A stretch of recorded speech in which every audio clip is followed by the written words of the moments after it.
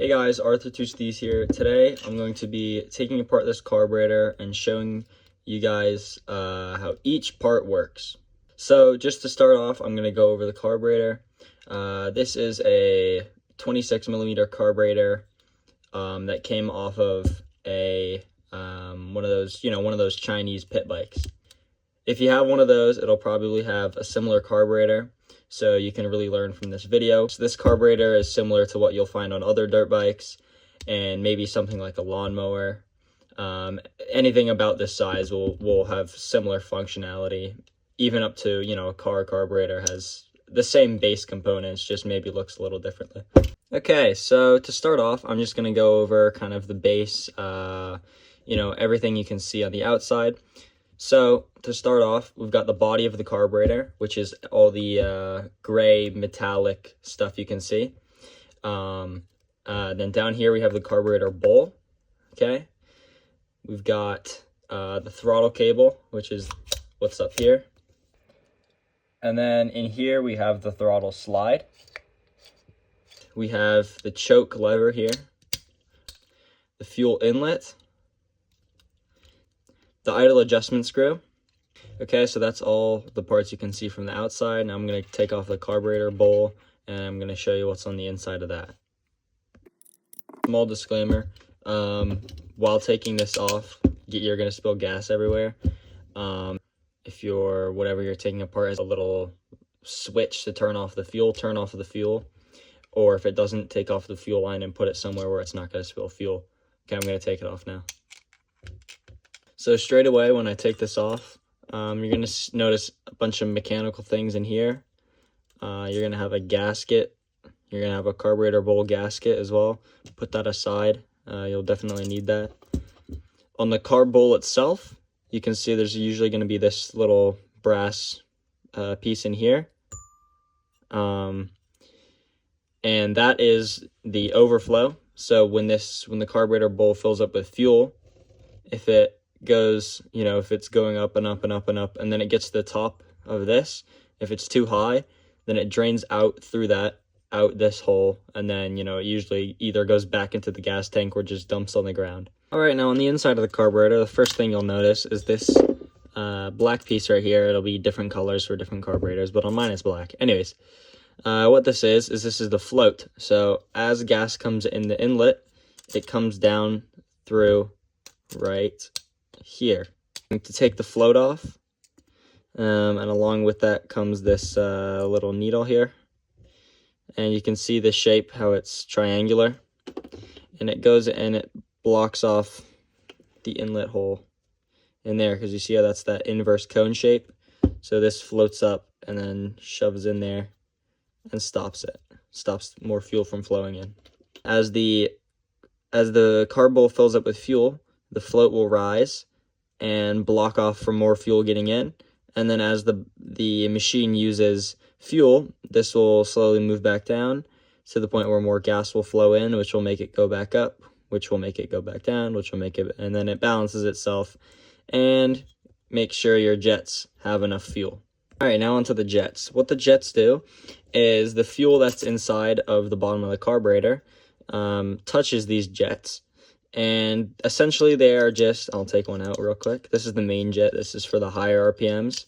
And this other one is the pilot jet, this one right here. And that's for the low RPMs and for idling, okay? So here's the main jet. Sometimes they'll look a little different, but the main jet will always be the bigger one.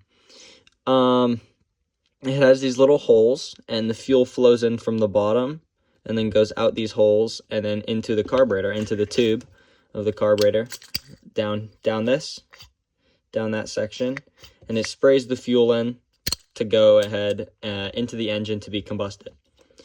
So the main jet is for high RPMs, and the pilot jet, which is this one, which I will take out right now, is for the lower RPMs. Yeah, so this is the pilot jet, sometimes called the idle jet, and it controls the air-fuel mixture up until about half throttle, so from idle to half throttle. Now we're going to direct our attention to the top of the carburetor, and I will show you how the throttle works. So if I unscrew this, I can show you.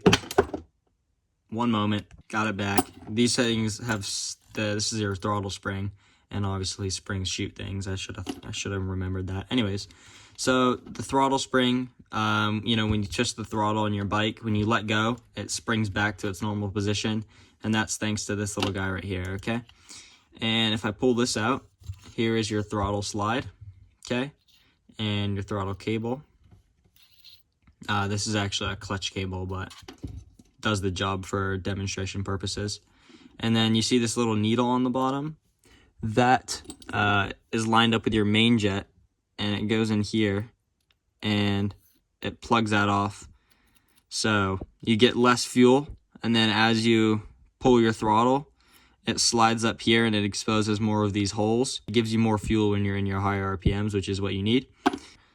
And there you can see that little clip, which you can move up or down, and that controls the amount of fuel you will get.